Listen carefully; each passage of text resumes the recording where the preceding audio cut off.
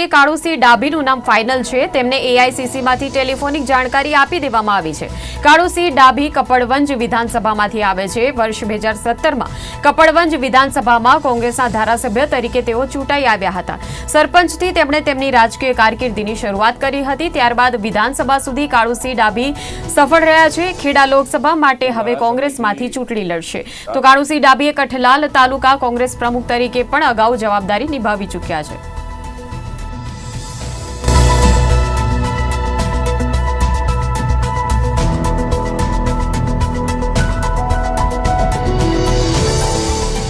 હું ઘણા સમયથી રાજકારણમાં સક્રિય છું.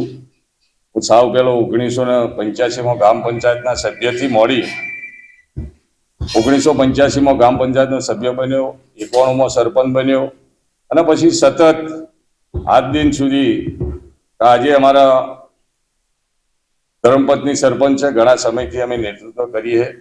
તાલુકા પંચાયત લડ્યો, જિલ્લા પંચાયત લડ્યો, વિધાનસભા લડ્યો 2 વખત.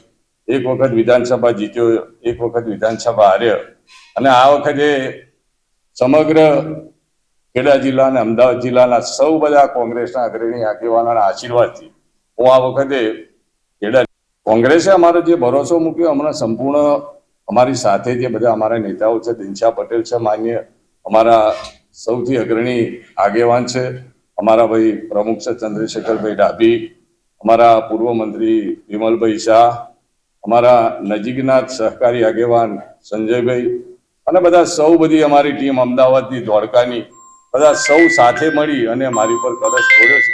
એટલે બહુ બધા સાથે મળી અને સંપૂર્ણપણે બધા સાથ સહકાર આપી અને અહીંયાનો મને એટલો બધો વિશ્વાસ છે કે મૌધા છે, અમદાવાદ છે, નડિયાદ છે, માતર છે અને દસકોઈ એકદમ અમારી નજીક, એટલે બિલકુલ અમારી નજીક છે. એમની સાથેનો મારો સારો નાતો છે.